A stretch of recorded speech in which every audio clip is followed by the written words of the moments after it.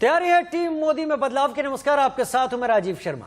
नमस्कार, आपके साथ मैं हूं शुभ्रा सुमन। और आइए बड़ी खबर से करते हैं शुरुआत। 1 घंटे बाद होगा मोदी मंत्रिमंडल का विस्तार। शाम 6 बजे का वक्त है। मोदी कैबिनेट में 43 मंत्री शपथ लेने वाले हैं। ताजपोशी की तैयारियां पूरी हो चुकी हैं। शपथ लेने वाले नेताओं का राष्ट्रपति भवन पहुंचना शुरू हो गया है। मोदी 2.0 7 जुलाई पहला मंत्रिमंडल विस्तार, एक बड़ा ऐसा फेरबदल जिससे मंत्रिमंडल काफी ज्यादा युवा और ऊर्जावान दिखाई देने की तो कोशिश है ही।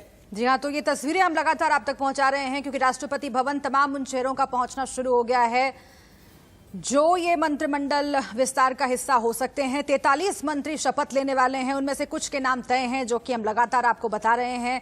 कई राज्यों के भीतर सुगबुगाहट इस बात की भी है कि आपस में खींचतान हो रही है, वो सब हम आपको बताएंगे। लेकिन सबसे महत्वपूर्ण ये तस्वीरें, क्योंकि अब से कुछ देर बाद यहाँ पर जमावड़ा भी आपको दिखाई देगा और एक एक करके जो नेता हैं, जो सांसद हैं, उनके पहुंचने का सिलसिला शुरू हो गया है। रायसीना हिल्स पर इस वक्त नॉर्थ और साउथ ब्लॉक के ठीक बीच बैरिकेडिंग पुलिस ने की हुई है।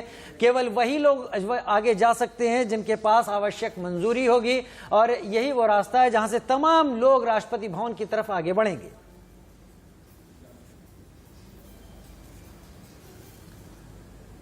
और नरेंद्र मोदी के 2.0 दूसरे पहले इस वक्त मंत्रिमंडल विस्तार में एसपी सिंह बघेल का भी प्रमोशन तो है। सुनिए उनका क्या कहना है।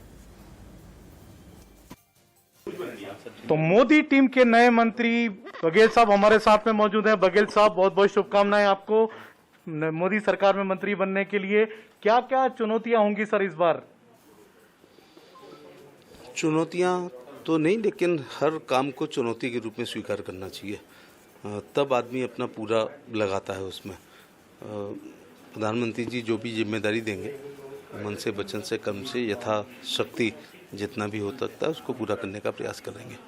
बघेल साहब, आप यूपी के बड़े नेता हैं। यूपी विधानसभा चुनाव में बड़ी जबरदस्त भूमिका आती है। आप यूपी सरकार में मंत्री भी रहे, आपको लोकसभा चुनाव लड़ाया गया। तो आने वाले समय में अगले कुछ 6-7 महीनों में यूपी का विधानसभा चुनाव भी होना है। क्या लगता है आपको, क्या देख रहे हैं आप यूपी चुनाव के बारे में? यूपी के चुनाव अच्छे होंगे। उत्तर प्रदेश और देश की महान जनता ने पिछले 3 चुनाव में, आज से 7 साल पहले हुआ था, 14 की लोकसभा में 73 एमपी दिए, 2017 की विधानसभा में 300 से ऊपर माननीय विधायकों को चुना और इसके बाद 19 में भी सांसद बहुत अच्छी संख्या में आए हैं। और केंद्र की सरकार बनाने में उत्तर प्रदेश की बड़ी भूमिका। जिस प्रकार से उत्तर प्रदेश की महान जनता ने पिछले 3 चुनाव में पूर्ण बहुमत देके हैट्रिक बनाई है, उम्मीद करते हैं कि प्रधानमंत्री जी के नेतृत्व में, मुख्यमंत्री जी के नेतृत्व में, उनकी केंद्र और राज्य सरकार की लोक कल्याणकारी योजनाओं को लेके हम लोग चुनाव में जाएंगे और विजय हासिल करेंगे।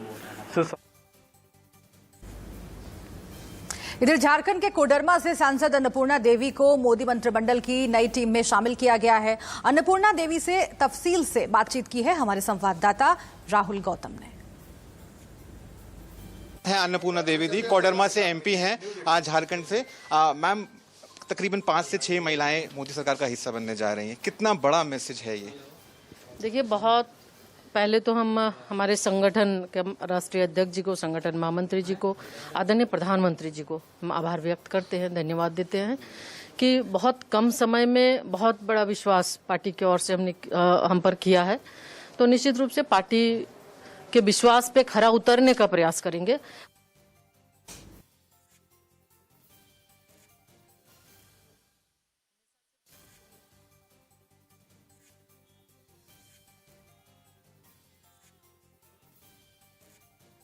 को हम दिखा रहे हैं इस कैबिनेट है, आपको एडमिनिस्ट्रेशन का भी तजुर्बा है, आपने बिहार के अंदर सर्व भी किया है। मैं आपसे समझना चाहूंगा, आप एक ऐसे स्टेट से आते हैं जिसको बैकवर्ड समझा जाता था कुछ टाइम तक। कितना बड़ा जो रीजनल एस्पिरेशंस हैं वो मोदी सरकार ध्यान में रख के आगे बढ़ रही है? देखिए, प्रधानमंत्री जी की सोच है, पूरे देश के हर एक कोना से आप देखेंगे तो हर कोने से हर एक लोगों को प्राथमिकता दी गई है। और निश्चित रूप से इनका जो सोच है कि हिंदुस्तान के अंदर कोई भी कोना अछूता, विकास से अछूता ना रहे, इसी को दृष्टिगत रखते हुए अभी ये जो मंत्रिमंडल का भी विस्तार हो रहा है, निश्चित रूप से कहीं न कहीं इसको दृष्टिगत रखा गया। आखिरी सवाल आपसे, आई एम श्योर आप खुश तो होंगी, लेकिन रिस्पॉन्सिबिलिटी जो है आपको क्या चैलेंजेस आपको लगते हैं कि जो आपको आने पड़ेंगे आने टाइम? देखिए, ये बात सही है, चैलेंजेस हैं, लेकिन इसलिए हमने कहा पहले ही कि सरकार और हमारे संगठन की ओर से जो विश्वास जताया है, मेरा पूरा प्रयास होगा ईमानदारी के साथ उस विश्वास पर खरा उतरना।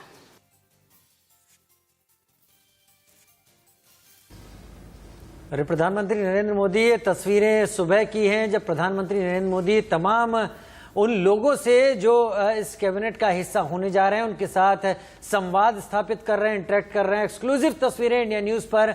ये उस वक्त की तस्वीरें हैं जब प्रधानमंत्री और तमाम दूसरे वरिष्ठ नेता, गृह मंत्री अमित शाह भी इसमें हैं, तमाम दूसरे लोग जो संवाद कर रहे हैं नए बनने जा रहे मंत्रियों से।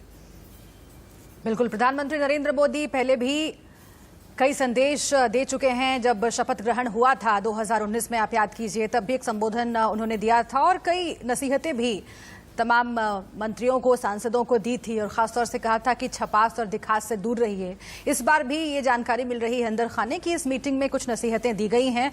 काम पर फोकस करिए, ये मंत्र नरेंद्र मोदी ने पहले भी दिया था और इस बार इस मीटिंग के जरिए भी अपने सांसदों और जो नए चेहरे शामिल होने वाले हैं मंत्रिमंडल में, उन्हें भी ये संदेश उन्होंने दिया है। ये तस्वीर इस बात का पैमाना भी खींचती हुई दिखती है कि शायद प्रधानमंत्री इससे पहले की जिम्मेदारी हाथ में दी जाए, उनसे उम्मीदें जो लगाई जा सकती हैं, जो लगाई जा रही हैं, उसको सामने रखते हुए हमारे साथ हमारे दो साथी इस वक्त जुड़ गए हैं। संजय शर्मा हमारे साथ जुड़ गए हैं और रजत राकेश टंडन हमारे साथ इस वक्त लाइव जुड़ गए हैं।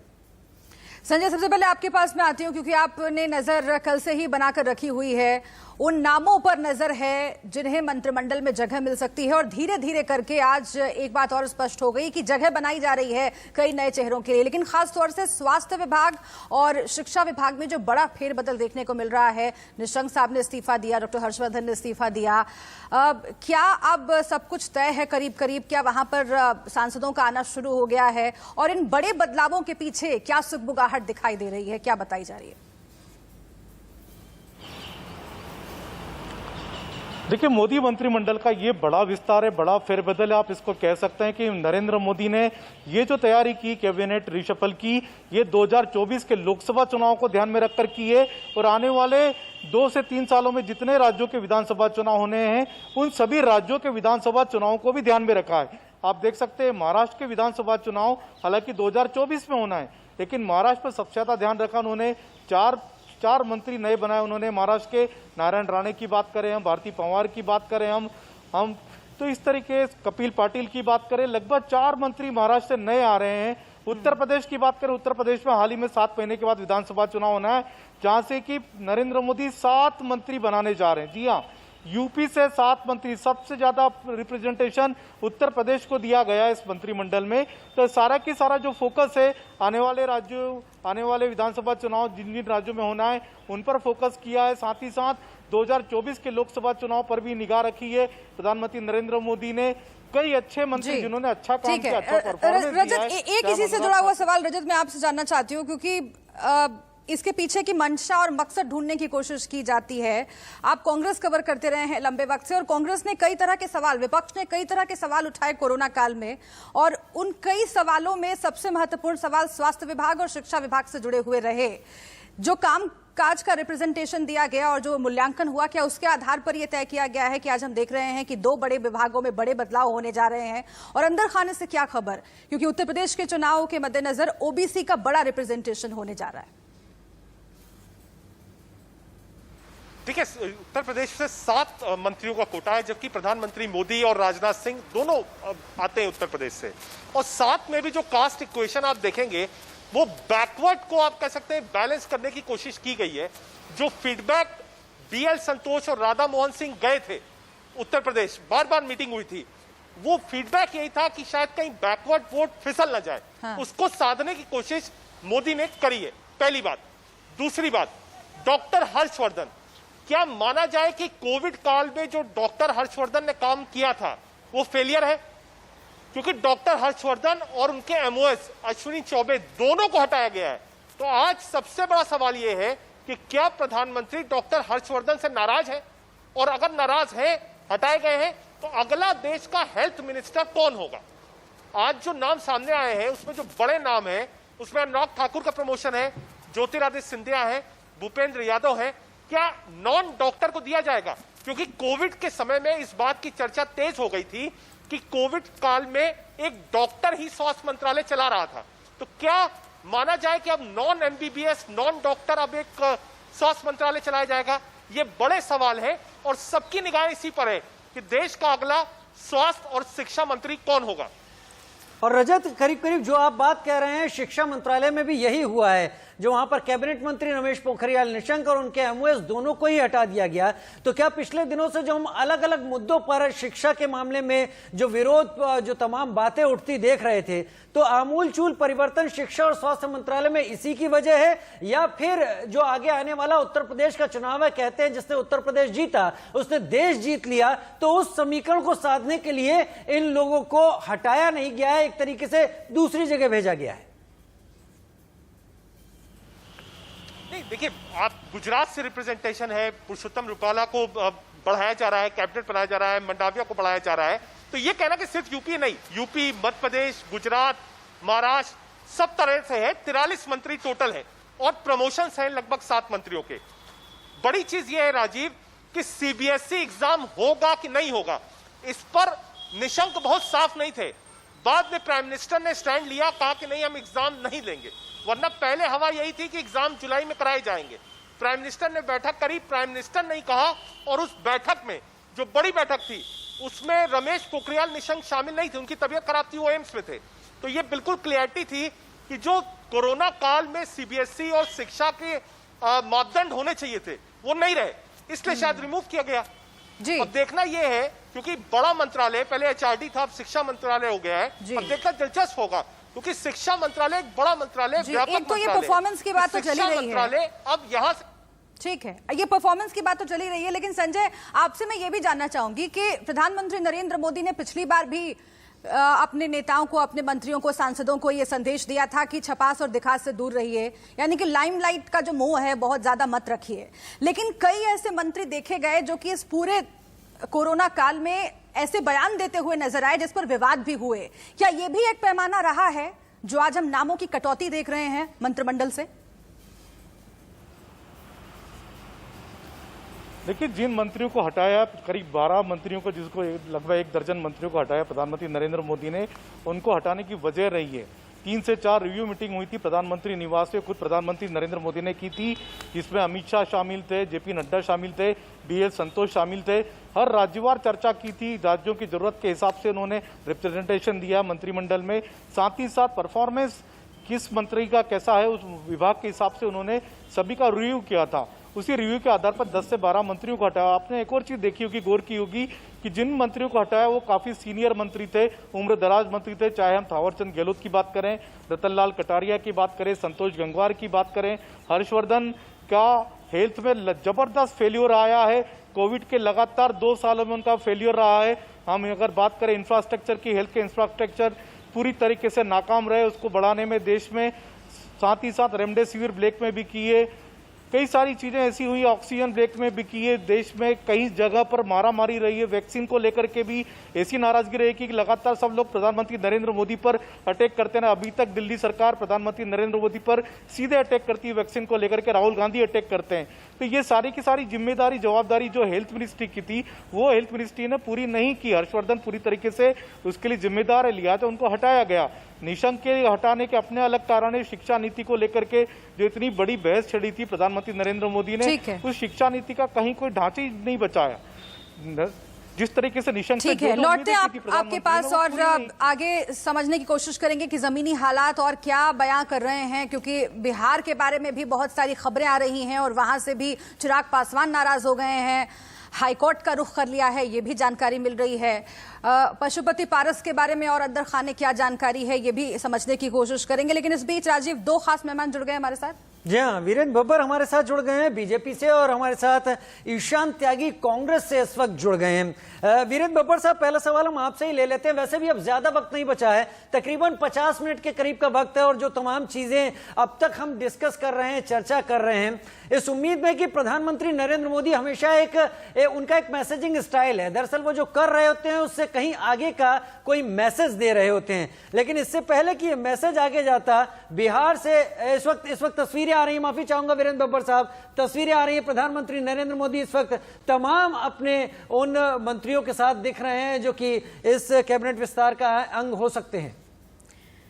बिल्कुल, ये तस्वीरें अब आनी शुरू हो गई हैं। इससे पहले ये मीटिंग की तस्वीरें हैं, लेकिन अभी की तस्वीरें, लाइव तस्वीरें हम आपको दिखा रहे थे और जैसे जैसे और लाइव तस्वीरें आएंगी हम आपके सामने रखेंगे, क्योंकि वहां पर तमाम जो सांसद हैं वो पहुंच चुके हैं और धीरे धीरे और भी सांसद पहुंच रहे हैं और खासतौर से उन चेहरों का सबको इंतजार है जो कि नए चेहरे हैं, इस मंत्रिमंडल का हिस्सा रहेंगे। हम सीधा रुख कर रहे हैं अपने मेहमानों का। वीरेंद्र बब्बर साहब, राजीव आपसे सवाल पूछ रहे थे प्रधानमंत्री नरेंद्र मोदी के स्टाइल को लेकर। ठीक है, वीरेंद्र बब्बर जी के पास हम जाएंगे, लेकिन ईशान त्यागी हमारे साथ इस वक्त जुड़े हुए हैं। ईशान, प्रधानमंत्री नरेंद्र मोदी अपने मंत्रिमंडल का दूसरे कार्यकाल का पहला विस्तार करने जा रहे हैं। कांग्रेस लगातार सवाल उठाती रही है तमाम चीजों को लेकर, महिलाओं के प्रतिनिधित्व को लेकर, दलित और ओबीसी को लेकर, और इस बार ऐसी खबरें आ रही हैं कि प्रधानमंत्री अपने जो कैबिनेट विस्तार है उसमें एक अच्छा खासा प्रतिनिधित्व दे रहे हैं, महिलाओं को भी, अल्पसंख्यकों को भी, दलित ओबीसी को भी। तो कांग्रेस किस तरीके से ले रही है प्रधानमंत्री की इस सरकार के इस विस्तार को लेकर? मेरे को आपने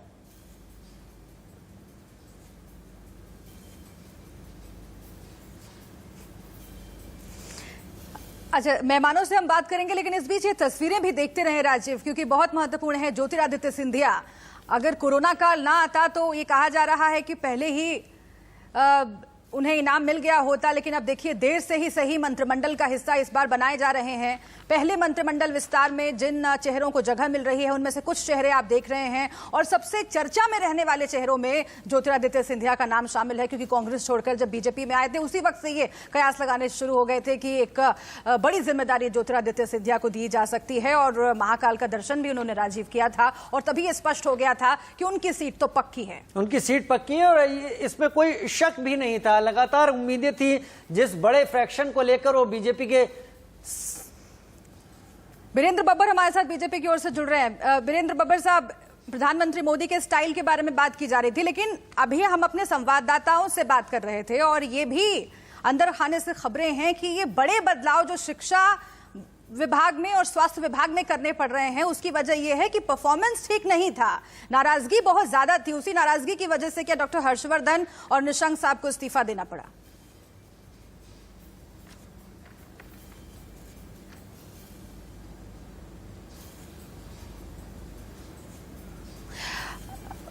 बब्बर साहब, अपनी आवाज अनम्यूट कीजिए, तब पहुंचेगी हम तक।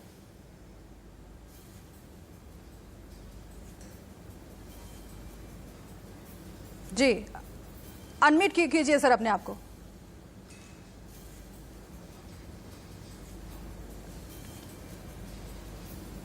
बब्बर साहब, सुन पा रहे हैं आप मुझे? कनेक्ट हुआ, मैं पहले कनेक्ट नहीं था। जी जी, मैं आपसे ये कहना चाहता हूँ, देखिए मई 2019 में भारतीय जनता पार्टी की देश के अंदर दूसरी बार जब सरकार बनी थी, तब से लेकर आज तक अगर आप देखें, और किसी भी जो हमारा संविधान है उस संविधान के अनुसार हम 81 मंत्री जो है देश के प्रधानमंत्री जो भी रहे वो अपने मंत्रिमंडल में बना सकते हैं। और आज की परिस्थितियों को देखते हुए अगर आप देखें तो 53 मंत्री थे परसों तक, कल जो है 2 गवर्नर और एलजी बन गए तो 51 मंत्री रह गए। तो निश्चित रूप से, और आप देख रहे हैं जब से मंत्रिमंडल का गठन हुआ तब से लेकर अनेक विपरीत प्रकार की परिस्थितियां चल रही। पिछले साल मार्च से जो है कोरोना चल रहा था, कोरोना के दौरान जिस प्रकार का पेंडेमिक काल जो हमारे देश ने देखा, पूरी दुनिया के अंदर जो हालात थे, तो वो समय नहीं था मंत्रिमंडल का विस्तार करने का, और वो समय नहीं था कि किसी भी प्रकार से, क्योंकि आप देख रहे हैं जब पिछली बार मंत्रिमंडल का गठन हुआ तो कई मंत्रियों के पास 2-2, 3-3, 4-4 पोर्टफोलियो थे, तो उनको किस प्रकार से सेटल करना है, कौन आदमी कहाँ बैठ पाएगा, कौन आदमी कहाँ काम कर सकता है, कितना काम कर सकता है, कितनी योग्यता है, ये सब चीजों को देखते हुए आज उचित समय के ऊपर जो है अभी जो कि कोरोना के दूसरे वेव से हम गुजरे हैं, इसीलिए मैं आपसे जानना चाहती हूं कि क्या डॉक्टर हर्षवर्धन के काम से प्रधानमंत्री मोदी खुश नहीं थे, इसीलिए इस्तीफा करवाना पड़ा उनका? देखिए, मैं आपकी बात से सहमत नहीं हूं कि डॉक्टर हर्षवर्धन के काम से मोदी जी खुश नहीं थे। आप देखिए, डॉक्टर साहब ने जब वो दिल्ली के मुख्यमंत्री थे तो उन्होंने दिल्ली के अंदर पोलियो से जो है देश को निजात दिलाने के अंदर एक महत्वपूर्ण रोल अदा किया था, और अगर हम बात करते हैं ठीक। कोरोना काल के दौरान, तो भी आप देखेंगे किस प्रकार से ठीक है। कितनी जल्दी 9 कोरोना महीने की के दूसरी अंदर वेव हमने- हम झेल चुके हैं, तीसरी वेव का खतरा है और इन सब के बीच ये मंत्रिमंडल विस्तार हो रहा है और भी बहुत सारी चुनौतियां हैं। चर्चा हम आगे करेंगे, उत्तर प्रदेश चुनावों की भी चर्चा करेंगे। और इस बीच अपने दर्शकों को बता दें कि हमारे साथ जितेंद्र नीरज भी जुड़ चुके हैं जेडीयू की ओर से, उनकी तरफ भी हम रुख करेंगे। एक छोटे से ब्रेक के बाद तमाम मेहमानों से बातचीत करेंगे। आप बने रहिए हमारे साथ, देखते रहिए इंडिया न्यूज।